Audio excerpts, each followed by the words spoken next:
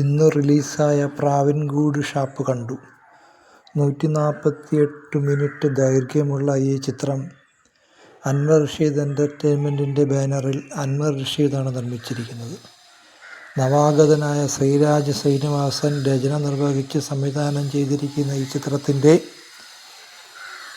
സംഗീത സംവിധാനം വിഷ്ണു വിജയും ഛായാഗ്രഹണം ഷൈജു ഖാലിദും എഡിറ്റിംഗ് ഷഫീഖ് മുഹമ്മദലിയുമാണ് നിർവഹിച്ചിരിക്കുന്നത്.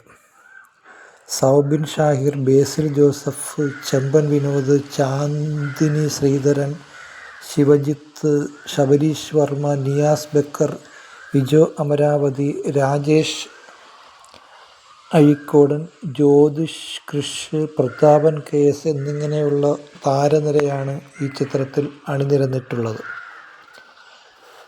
ഇതൊരു കുറ്റാന്വേഷണ ചിത്രമാണ്. കുറ്റാന്വേഷണ ചിത്രം കാണാൻ പ്രേക്ഷകർക്ക് എല്ലാ കാലത്തും താല്പര്യമുണ്ടാകാറുണ്ട്. കഴിഞ്ഞ ആഴ്ചയാണ് രേഖാചിത്രം വന്നത്. അതൊരു വ്യത്യസ്തമായ അനുഭവമായിരുന്നെങ്കിൽ പ്രാവൻകൂട് ഷാപ്പ് മറ്റൊരു അനുഭവമാണ് സമ്മാനിക്കുന്നത്. ഒരു ഷാപ്പിനുള്ളിൽ നടക്കുന്ന കൊലപാതകത്തിൻ്റെ അന്വേഷണമാണ് ഈ ചിത്രത്തിൻ്റെ ഇതിവൃത്തം. വളരെ കൂർമ്മബുദ്ധിയുള്ള, കാര്യങ്ങളെ നന്നായി അപഗ്രഥിക്കാൻ കഴിയുന്ന, ഏറ്റെടുത്തിട്ടുള്ള കൊലപാതകങ്ങൾ, അത് ചെയ്തിട്ടുള്ള കൊലയാളികളെ എല്ലാം കണ്ടുപിടിക്കാൻ കഴിഞ്ഞിട്ടുള്ള പോലീസ് ഓഫീസറായ സബ് ഇൻസ്പെക്ടറായ സന്തോഷ് എന്ന വേഷത്തിലാണ് ബേസിൽ ജോസഫ് ഈ ചിത്രത്തിൽ വരുന്നത്.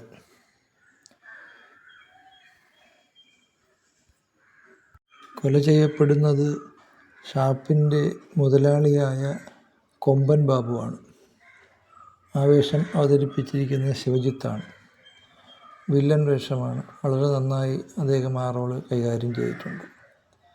ഷാപ്പിലെ എടുത്തുപിടിപ്പുകാരൻ്റെ റോളിൽ വരുന്നത് സൗബിൻ ഷാഹിറാണ്. ശാരീരിക വൈകല്യമുള്ള ഈ കഥാപാത്രത്തെ വളരെ ആയാസരഹിതമായിട്ടാണ് സൗബിൻ ഷാഹിർ അവതരിപ്പിച്ചിട്ടുള്ളത്. കണ്ണൻ എന്ന ഈ കഥാപാത്രം സിനിമയുടെ അവസാന ഭാഗത്ത് നമ്മുടെ മനസ്സിൽ ഒരു നൊമ്പരം ഉണർത്തുന്നുണ്ട്.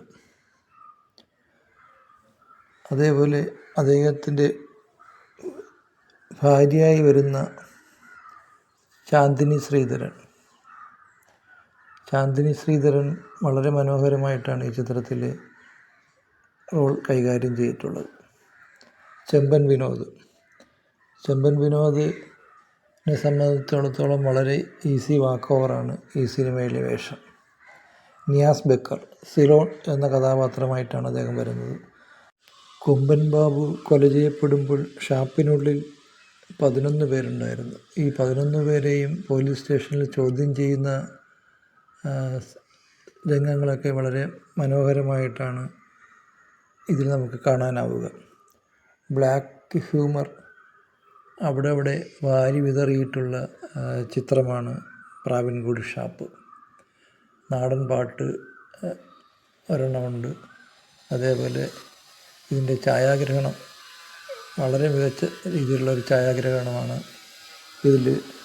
ഇവിടെ നമുക്ക് കാണാൻ കഴിയുക. വളരെ വേഗത്തിലുള്ള എഡിറ്റിംഗ്, ഏതൊരു തരത്തിലുള്ള ലാഗും ഈ ചിത്രത്തിനില്ല. കൊലപാതകം വ്യത്യസ്ത പശ്ചാത്തലത്തിൽ അവതരിപ്പിക്കാൻ കഴിഞ്ഞു എന്നുള്ളതാണ് ഈ ചിത്രത്തിൻ്റെ ഏറ്റവും വലിയ സവിശേഷതയായി എനിക്ക് തോന്നിയത്.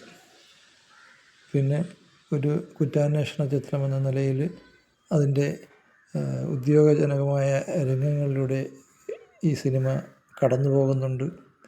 പിന്നെ ഈ ചിത്രത്തിൻ്റെ ക്ലൈമാക്സിൽ സീനിലുള്ള ബേസിൽ ജോസഫിൻ്റെ ഒരു ചിരി, അത് വല്ലാത്തൊരു ചിരിയായിപ്പോയി.